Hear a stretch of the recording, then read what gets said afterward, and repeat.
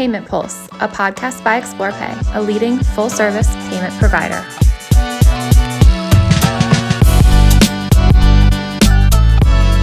Hey everyone, welcome back to the Payment Pulse podcast. I'm Shannon. And I'm Michelle. Today we're diving into a topic that comes up constantly in conversations with software companies exploring embedded payments. And it's the idea that the first step is choosing the right payments model. Yeah, so a lot of platforms think that they need to choose one payments model and stick with it. Usually the conversation starts with, should we be referral, hybrid, payfac? Like that's the big strategic decision they need to make. Right. And while that seems like a logical place to start, we actually think that mindset creates problems pretty early on. Because the real issue usually isn't that a company chooses the wrong model, it's that they assume that they need to choose just one model and lock into it. Exactly. The strongest SaaS companies don't think about payments as a fixed infrastructure decision. They think about it as part of their broader growth strategy. And that means their approach changes and adapts over time. Yeah, so that's really the core idea that we want to talk about today, because a lot of companies approach payments like it's a one-time decision. You pick your model, launch it, and move on. But in reality, the best performing platforms revisit and refine their payment strategy as they grow. That's important because payment strategy directly impacts revenue, adoption, and margins. It even affects how your sales team positions your offering. Exactly. And when companies lock into one static model too early, what often happens is they optimize for the wrong thing up front. So a lot of teams jump straight into asking, how do we maximize our rev share? And they do this before they've figured out some of the more foundational questions like, can we drive adoption? Can our sales team sell this effectively? And can we support the operational complexity that comes with it?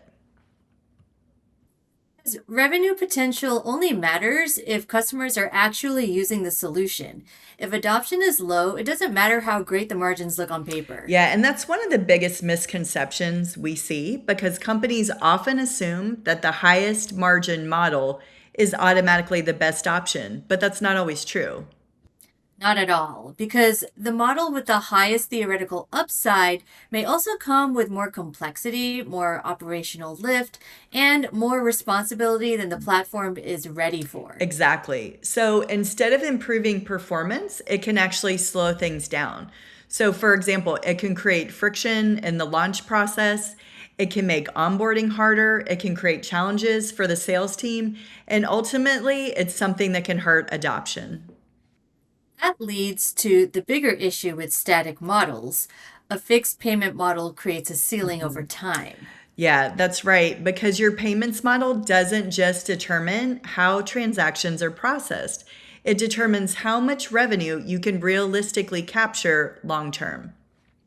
At first, that ceiling may not be obvious. Everything might seem fine. Revenue is coming in, sales are moving, customers are onboarding.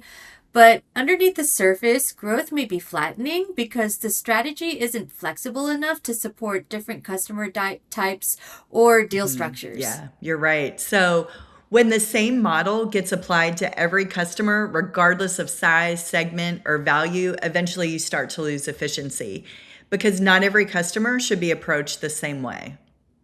So a small business customer has different needs than a mid-market customer, and both are very different from enterprise. Yeah, so SMBs often care most about simplicity and speed. They want easy onboarding and minimal friction. Whereas enterprise clients may support more customized or strategic payment structures that allow for stronger margins. So if you're forcing one structure across every deal, you're almost certainly leaving opportunity on the table somewhere. That's why the most successful SaaS platforms optimize payments at the deal level. They think about what makes sense for this customer, this segment, this opportunity. And they also understand that strategy evolves over time. So early on, the priority may simply be speed to market, getting launched, and generating initial revenue. Then the focus shifts to adoption. How do we get more customers using payments? How do we improve attach rates? How do we make payments easier for the sales team to position? And then eventually, once adoption is established, the focus shifts toward optimization. So that's improving revenue per customer, strengthening margins, refining how payments fits into the broader product and pricing strategy.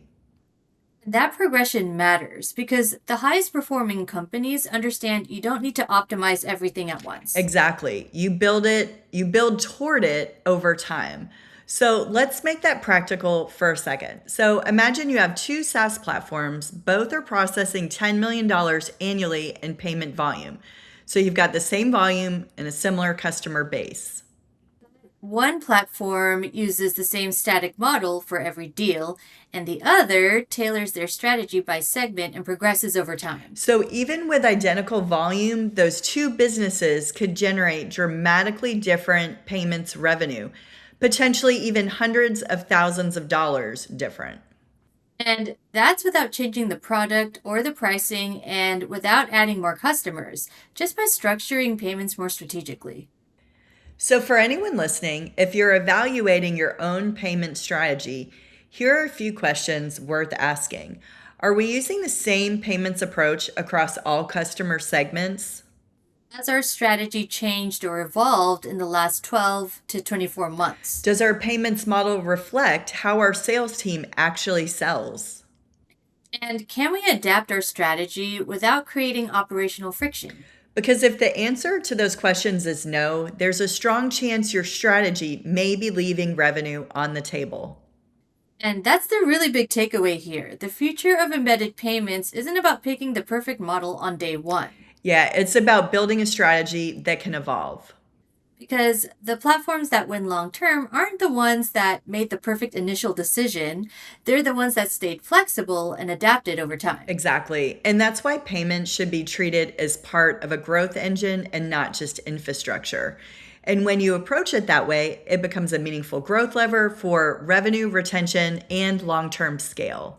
For sure. So thanks for joining us for this episode of the Payment Pulse brought to you by ExplorePay.